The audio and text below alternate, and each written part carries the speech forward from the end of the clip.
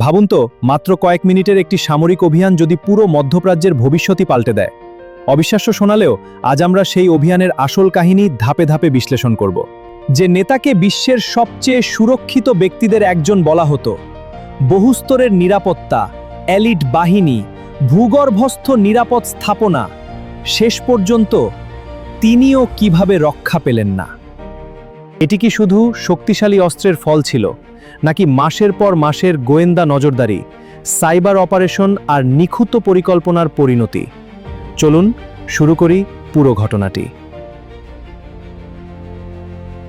ইতিহাস সবসময় বিস্ফোরণের শব্দ দিয়ে শুরু হয় না। কখনো কখনো ইতিহাসের সবচেয়ে বড় পরিবর্তনের সূচনা হয় গভীর নীরবতার মধ্য দিয়ে। 2026 সালের 28 ফেব্রুয়ারি তেহরানের সকালটা ছিল অন্য সব দিনের মতোই। ধীরে ধীরে রাস্তায় বাড়ছিল যানবাহনের ভিড়, সরকারি দপ্তরগুলো খুলে যাচ্ছিল, আর হাজার হাজার মানুষ প্রতিদিনের মতন নিজেদের কাজে বেরিয়ে পড়ছিল। কিন্তু শহরের সবচেয়ে সুরক্ষিত এলাকাগুলির একটিতে ইরানের সর্বোচ্চ নেতৃত্বের কম্পাউন্ডের উঁচু প্রাচীরের আড়ালে নীরবে এমন কিছু ঘটছিল যা মধ্যপ্রাচ্যের ইতিহাসকে চিরতরে বদলে দিতে যাচ্ছিল।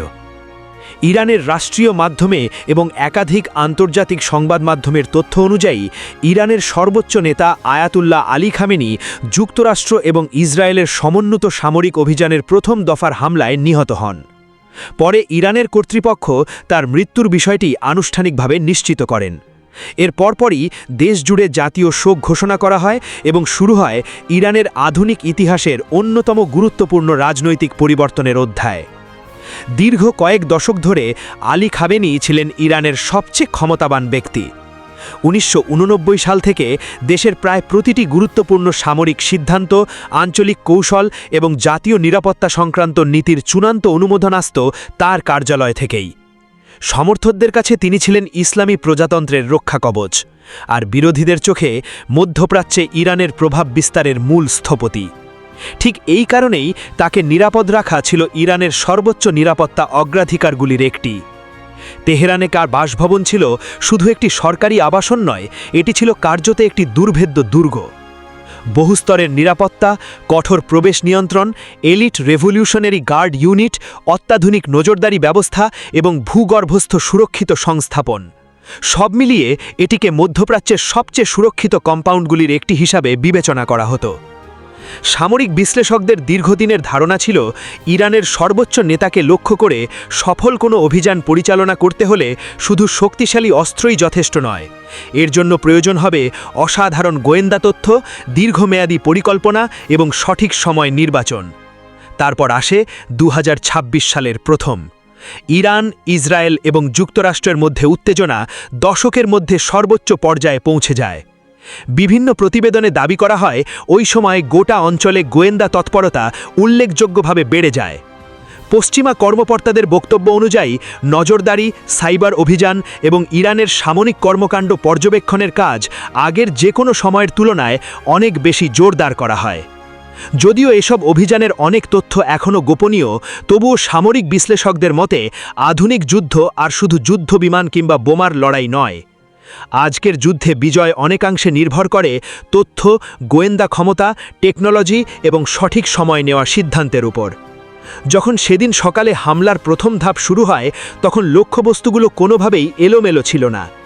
সামরিক বাহি, কমান্ড সেন্টার, আকাশ প্রতিরক্ষা ব্যবস্থা এবং ইরানের শীর্ষ নেতৃত্বের অবস্থান বলে মনে করা হয় গুরুত্বপূর্ণ সংস্থাপনগুলি। কয়েক ঘন্টার মধ্যেই স্যাটেলাইটে ধারণ করা ধ্বংসস্তূপের ছবি বিশ্বের বিভিন্ন সংবাদ মাধ্যমে ছড়িয়ে পড়ে। এরপর ইরানের রাষ্ট্রীয় টেলিভিশন এমন একটি খবর নিশ্চিত করে যা অনেকেই আশঙ্কা করেছিলেন, কিন্তু খুব কম মানুষই এত দ্রুত ঘটবে বলে কল্পনা করেছিলেন।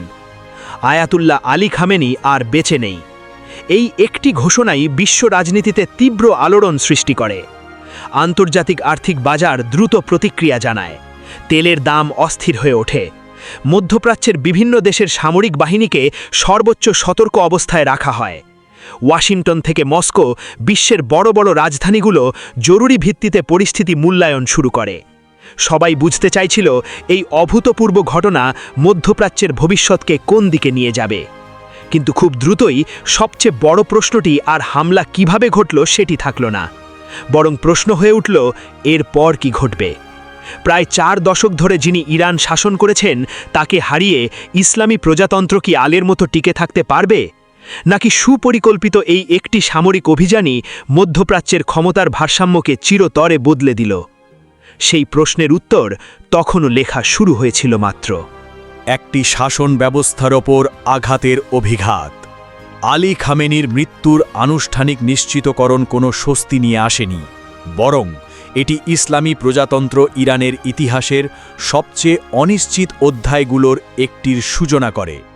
খবর প্রকাশের কয়েক ঘণ্টার মধ্যেই ইরানের জ্যেষ্ঠ কর্মকর্তারা রাষ্ট্রীয় টেলিভিশনে উপস্থিত হয়ে জনগণকে শান্ত থাকার আহ্বান জানান। সামরিক বাহিনীকে সর্বোচ্চ সতর্ক অবস্থায় রাখা হয়, আর সম্ভাব্য নতুন হামলার আশঙ্কায় দেশের বড় বড় শহরে নিরাপত্তা ব্যবস্থা আরও জোরদার করা হয়।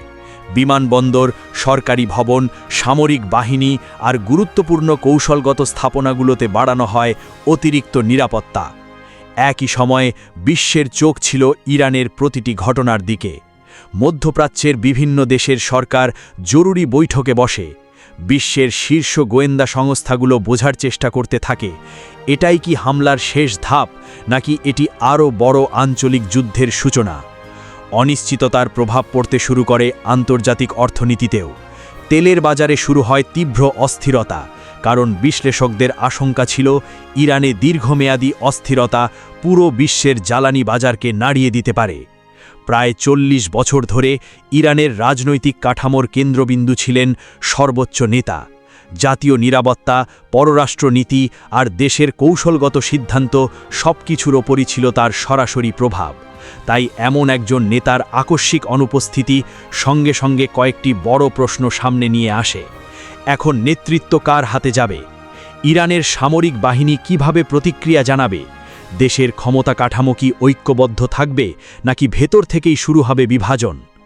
রাজনৈতিক বিশ্লেষকদের মতে নতুন সর্বোচ্চ নেতা নির্বাচনের জন্য ইরানের সাংবিধানিক ব্যবস্থা রয়েছে, তবে যুদ্ধাবস্থার মধ্যে এমন ক্ষমতার পরিবর্তন শান্তিপূর্ণ সময়ের তুলনায় অনেক বেশি জটিল এবং ঝুঁকিপূর্ণ হতে পারে।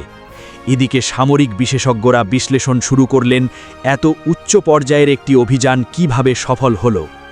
অনেকের মতে আধুনিক যুদ্ধের ফলাফল শুধু যুদ্ধবিমান বা নিখুঁত ক্ষেপণাস্ত্র নির্ধারণ করে না। হামলার বহু আগে থেকেই গোয়েন্দা তথ্য সংগ্রহ, স্যাটেলাইট নজরদারি, সাইবার সক্ষমতা, ইলেকট্রনিক যুদ্ধ আর দীর্ঘমেয়াদী পরিকল্পনাই একটি অভিযানের সফলতা বা ব্যর্থতা নির্ধারণ করে। তবে এই অভিযানের অনেক দিক এখনও বিতর্কিত। বিভিন্ন প্রতিবেদনে ঘটনার ভিন্ন ভিন্ন বর্ণনা উঠে এসেছে, আর সামাজিক যোগাযোগ মাধ্যমে ছড়িয়ে পড়া অনেক দাবির স্বাধীনভাবে যাচাই সম্ভব হয়নি। তাই বিশেষজ্ঞরা বারবার সতর্ক করেছেন নিশ্চিত তথ্য এবং অনুমানকে আলাদা করে দেখা জরুরি। ইরানের ভেতরে সরকার জাতীয় শোক ঘোষণা করে। লাখো মানুষ রাষ্ট্রীয় ঘোষণাগুলোর দিকে নজর রাখছিল, আর একই সঙ্গে শীর্ষ কর্মকর্তারা জনগণকে আশ্বস্ত করার চেষ্টা করছিলেন যে রাষ্ট্রের নিয়ন্ত্রণ এখনও অটুট রয়েছে। অন্যদিকে ইরানের বাইরে সামরিক পরিকল্পনাকারীরা ইতোমধ্যেই পরবর্তী পদক্ষেপ নিয়ে হিসাব নিকাশ শুরু করে দিয়েছিলেন। সব আলোচনার কেন্দ্রে ছিল মাত্র একটি প্রশ্ন: এই হামলায় কি সংঘাতে শেষ অধ্যায়, নাকি এটাই মধ্যপ্রাচ্যের আরও বড় এবং দীর্ঘস্থায়ী এক যুদ্ধের সূচনা?